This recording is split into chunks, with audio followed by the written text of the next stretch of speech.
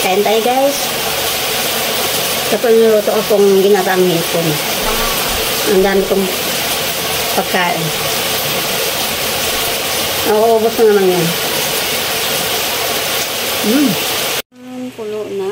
Kumukulo ng ulam namin ngayon na ginataang. Ready to cook na. Magluluto na po ako ngayon ng ginataang gulay. Ayan, hipon, sitaw, kalabasa, malunggay. Siyempre, hindi po mawawala yung kamatis, sibuyas, bawang, tapos seedling. At saka ito po yung unang gata, guys. Ayan, mag-start na po tayo magluto ngayon, guys. At ako po ipapasok mamaya.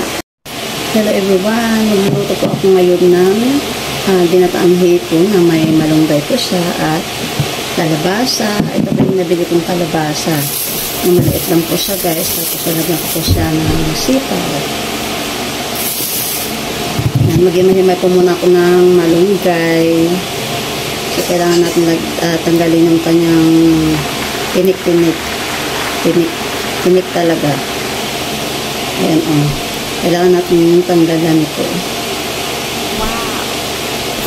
Saka maghiwa pa tayo ng sitaw.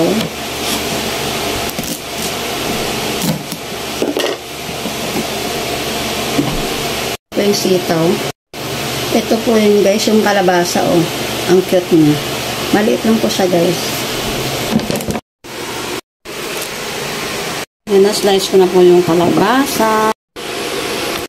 Yan, pipigain mo lang po siya, guys, para makuha mo yung kanyang katas. Ayun po yung unang gata po, yan.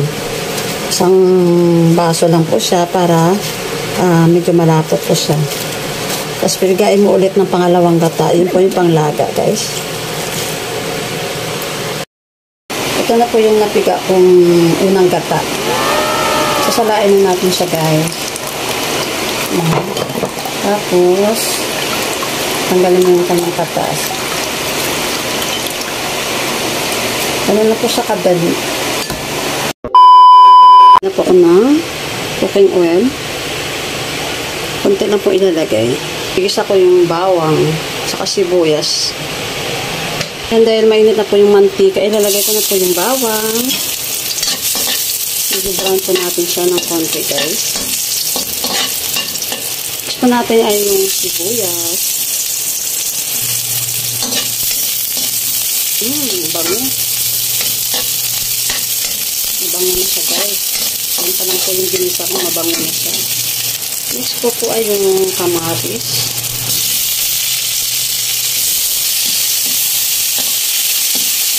Next po ay yung hipon. Ayan po yung binili po.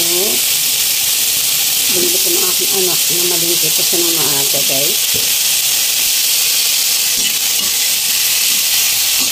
Haluin siya natin ng konti para mag-brown. Next po natin ay yung kalabasa. Kalabasa. Ayan, guys, napakaraming kalabasa. Ayan po, binili ko sa Divisoria. Native po siya na kalabasa.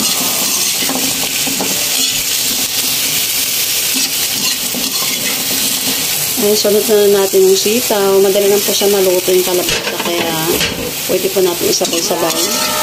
At ilagay ko na rin po yung pangalawang gata. So yun, guys, yung pangalawang gata. Naglagay po tayo ng salt, black pepper, magic sarap. Pampalasa lang naman siya. And guys, hintayin po muna natin kumulo. At madali lang po yan maluto. Ayan, guys, napakasimple pong lutuin yan, guys. Kaya pwede po kayo magluto sa inyong bahay. Ang aking anak ay kumakain naman po ng ganito. Ganitong luto. Pakuluin po muna natin siya. Kumukulo na. Sarap po ng ulam namin ngayon. Ginataang hipon na may kalabasa, sitaw. Diba? Masustansyang ulam. Ulam ngayon namin. Ulam namin. Natin na ilagay ko na po yung malunggay. Ayan guys, kumain po tayo lagi ng malunggay para po laging healthy. Next po natin ay yung unang gata, yung ginawa ko po kanina na unang piniga. Guys, hintayin na po yan kumulo. Luto na po yan guys. Tayo ay kakain ng tanghalian.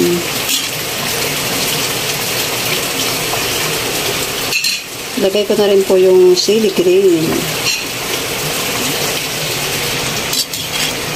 Luto na guys. Kain na po tayo.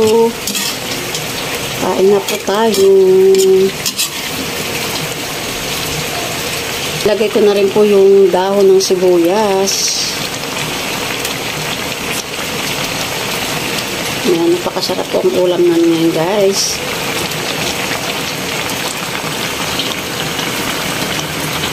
Guys, titikman ko na po yung niluto ko pong ginataang hipon. Sakto lang po siya guys. Ayan, thank you for watching.